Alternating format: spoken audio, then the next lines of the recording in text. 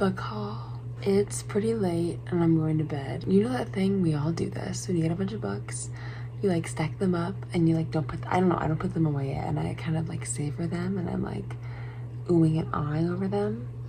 And I've gotten a bunch of new books in the last few months, like May and June, the last 2 months.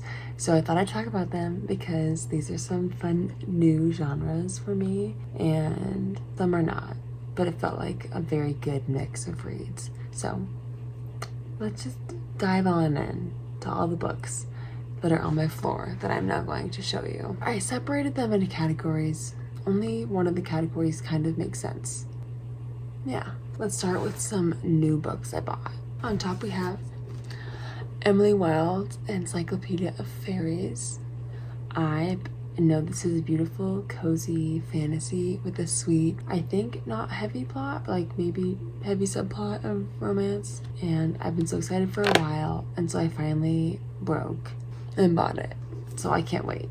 Basically, this girl, Emily Wilde, goes off to another land to study fairies and collect information on the fairies and meets someone when she arrives. And this is their sweet love story. And sometimes I need this. I like desperately need a cozy fantasy to remind me that everything in the world is okay and that I'm at peace. And then I got this by Monica Heisey. Really good, actually. This is, I'm just gonna read this sweet little blurb right here that helps me kind of get into it. A hilarious and painfully relatable debut novel about one woman's messy search for joy and meaning in the wake of an unexpected breakup.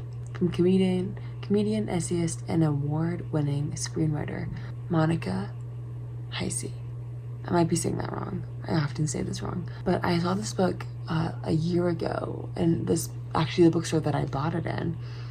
And I really love the people getting their act together when things are hard books, because that is me all the time.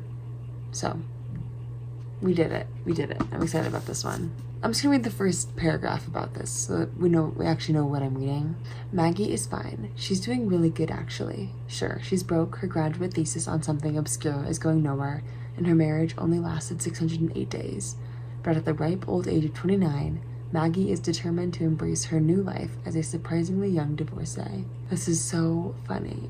Anyways, it goes on. It's supposed to be laugh out loud funny, with sharp observations. Yeah. Like all these tears happening. The next new fiction book I got was Carrie Soto is back. Taylor Jenkins Reid. I actually don't know how I feel about Taylor Jenkins. I've read one, True Loves, and another one. What other one did I read recently? Oh, I can't remember right now. But I have liked it. I haven't read The Seven Husbands of Evelyn Hugo. I have that. And I thought I had another Taylor Jenkins.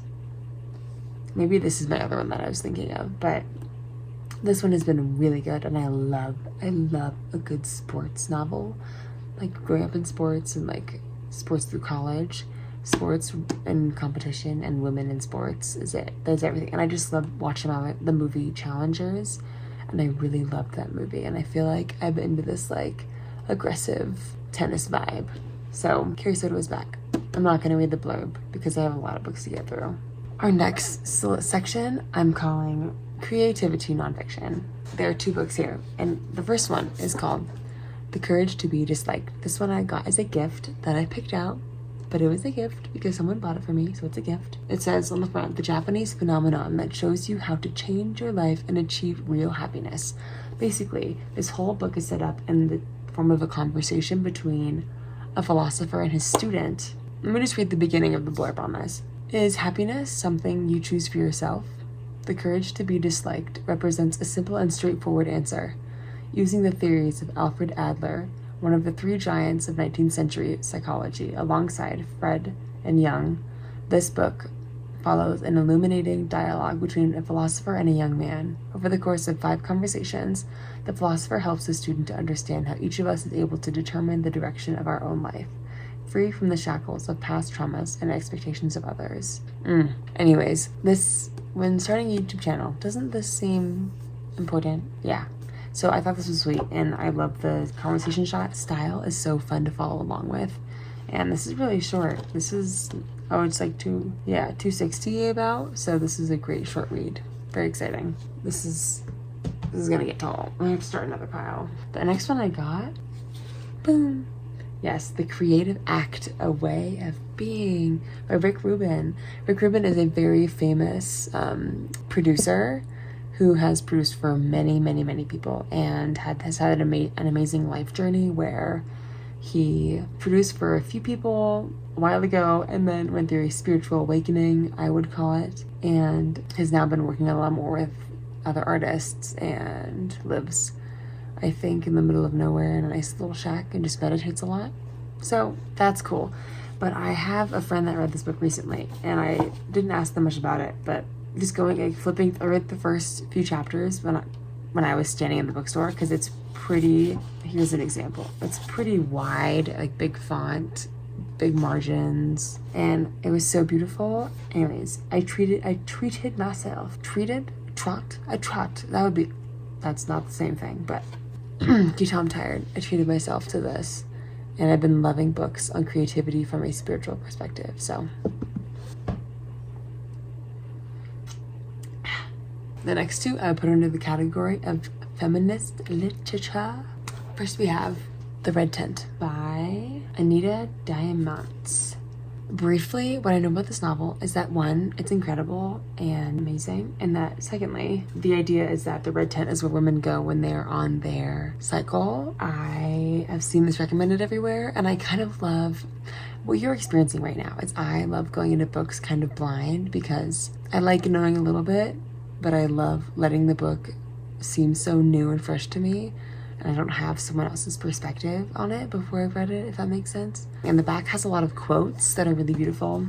Let me just read this first one. An intense, vivid novel. It is tempting to say that The Red Tent is what the Bible would look like if it had been written by women, but only Diamant could have given it such sweep and grace. Yeah.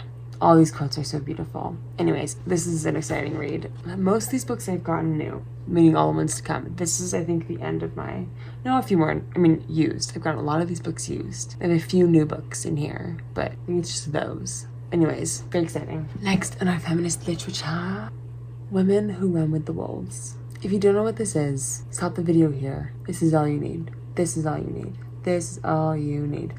Little synopsis of what this book is about. Myths and stories of the wild woman archetype. Basically, this Clarissa Pinkola has combined a lot of short stories from different backgrounds, continents, ethnicities, and created this beautiful collection that honors the wild woman. Yeah, let me just read this little quote from the Washington Post Book World on the front. A deeply spiritual book.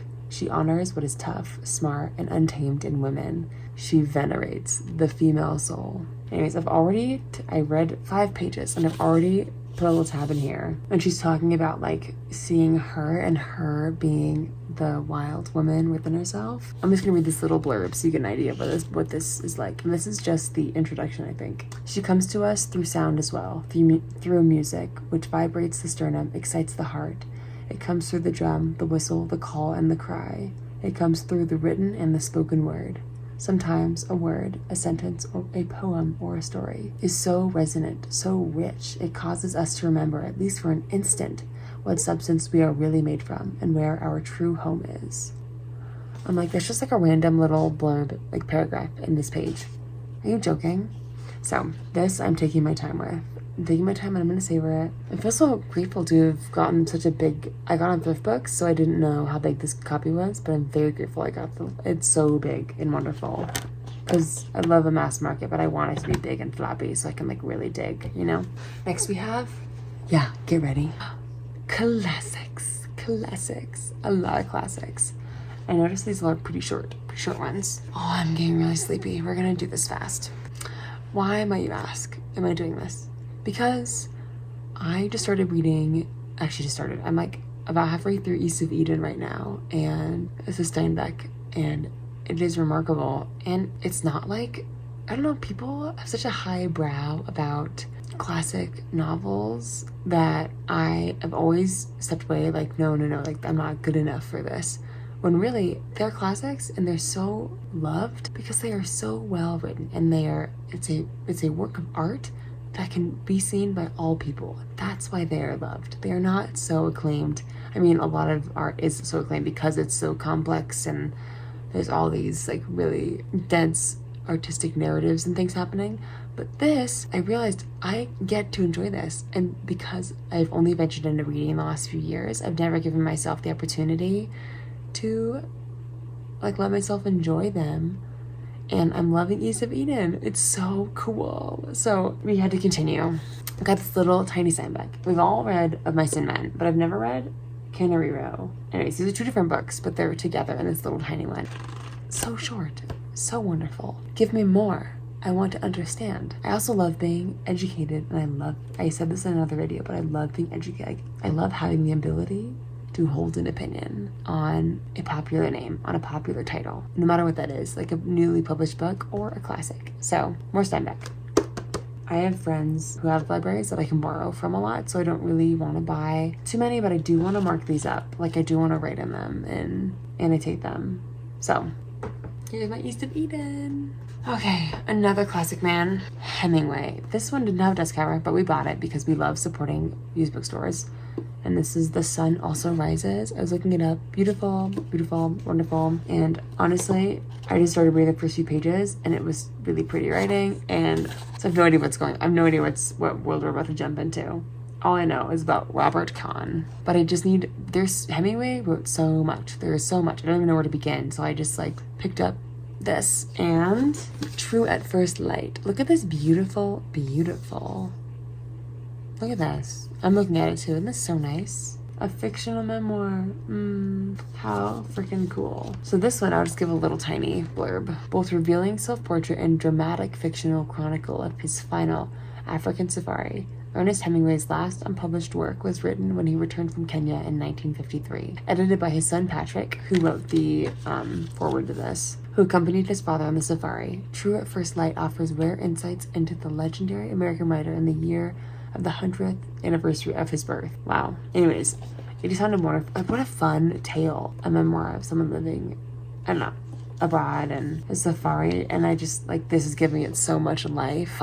Anyways, I got excited, and this is a beautiful copy I got for like $8. Shop used, you guys. Why did we not do that? Under 300 pages, wonderful, and then just getting to know this man and getting to know his writing.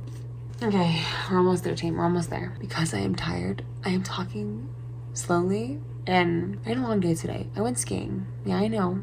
It's July. I went skiing in July. I did. I hiked up to this bowl, and I went skiing with one of my best friends because it was his birthday. That's why. Anyways, I'm tired, so we're gonna try and get through this. This is a fun one I think we've all heard about, and I think at some point in our academic lives, like parts of this were brought up, but I've never read this. Meditations. We're gonna say his last name. We can do this. Marcus Aurelius. Anyways, these are his, let's just read this blurb. Written in Greek by the only Roman emperor who is also a philosopher without any intention of publication, the Meditations of Marcus Aurelius offer a remarkable series of challenging spiritual reflections and exercises developed as the emperor struggled to understand himself and make sense of the universe. Why would you not read this? Doesn't that sound so cool? I also just like love diving into the minds of men at any age, but like I don't know what that's like. It's like, this is my, especially of a Roman emperor, what was his mind like? Let's find out. It's also broken up obviously by these meditations and in different exercises and books. This is a fun little Mark Twain one I found. I've actually never heard of this, but it like intrigued me by its small size. The Mysterious Stranger. My camera died, so now we will finish this over here, where I was talking about this sweet little Mark Twain book I found. Yeah, I don't know. It seemed very fun and very inviting. Short chapters, very little knowledge of Mark Twain as a writer, so I know. That's why we're here. That's why we are here, my friends. Okay, we're gonna finish up strong. This one we've all heard of. We have not all read. Metamorphosis by Kafka. And this one, But what's fun about a lot of classics is that they are actually free on the internet. So when they're published, you can get them for very cheap because it's like this whole thing. But because they're so old, they're not just like, I don't know if that makes sense. It's a thing. This is the thing I'm talking about. Anyways, I'm just going to read the beginning of this and you'll understand. It's very funny, very wonderful, and there's a big metaphor here. Franz Kafka's classic 1915 novella of unexplained horror and nightmarish transformation remains a century later one of the most widely read works of fiction in the world. It is the story of traveling salesman Gregor Samsa, who wakes one morning to find himself transformed into some sort of monstrous insect. This hugely influenced a lot of writers, and one would be George Orwell. Another few classics we need to read from him. I haven't read 1984 in a long time. I have read part of that before. And Animal Farm I have not read. We have 2 more, and these are the most exciting 2 in my opinion. A few of my booktubers are obsessed with this writer, and I have never read anything by him because I'm new to this world. We have Rilke, Letters to a Young Poet, and I found this beautiful edition. Look at this. Like, look at this. Beautiful. What? This is very literally the correspondence between, I think this is just Rilke's to the young poet that he is sending letters to. It's supposed to be transformative, and I'm going to take my time going through this. Hopefully this becomes one of my beloved. Last book. One of my favorite booktubers, Emma, I don't know her last name. This is like, I think her favorite book of all time, or if not all time. Like, it's really up there, and I was at a bookstore the other day and I saw it and I was like, you are joking, because I wasn't even looking for it, but I was like, I have to buy this. Like, she loves it so much, and I want to know why. It's so loved, not even just like highly acclaimed, esteemed writing. Like, it's just loved so deeply that it makes you, oh my gosh, reading is just so wonderful. Like, what a gift we get to experience together. That is 100 Years of Solitude. Yeah, Gabriel Garcia Marquez. Let me read the blurb about this too, because if you're like me and you are not crazy into classics yet, we're about to be. 100 Years of Solitude tells the story of the rise and fall, birth and death of the mythical town of Macondo through the history of the Buendia family, inventive, amusing, magnetic, sad, and alive, with unforgettable men and women, brimming with truth, compassion, and a lyrical magic that strikes the soul. This novel is a masterpiece in the art of fiction. And then there's a quote from William Kennedy, and I read the sentence and it made me like, he says, 100 Years of Solitude is the first piece of literature since the book of Genesis that should be required reading for the entire human race. Sold. Love me some Genesis. So, what? Anyways, I'm so excited. Books like this, I think this one I got new to. I don't mind getting new because I'm going to love it and take such good care of her. So anyways, I'm really excited about this. Oh man, okay, I'm so tired. It's 11 p.m. I need to go to bed. And I have a sunburn. I need to put aloe on. Yeah, there's a little hint. It's just my forearm. Like, I don't, I'm so glad you were here. I'm sorry my camera died, but I hope you enjoyed this fun time together. And if you are not really into classics, I hope this inspires you that there are, like, look at this. Look how teeny tiny some of these are. These little babies. You got nothing to be scared of. You are also all enough on your own. You do not need to read hard things to be intelligent. You can read old, wonderful, hard things because you can do that. Because you can enjoy that. And for yourself, for no one else. So I am excited to give myself the gift of enjoying these pieces of art that are so loved by the world, that are written by magical people with a gift. Yeah, I'm gonna get back to East of Eden and I'm gonna go to bed. Yeah, it's sleep time. I'm so sleepy. Okay. I love you. Happy reading. I hope this was fun. Bye.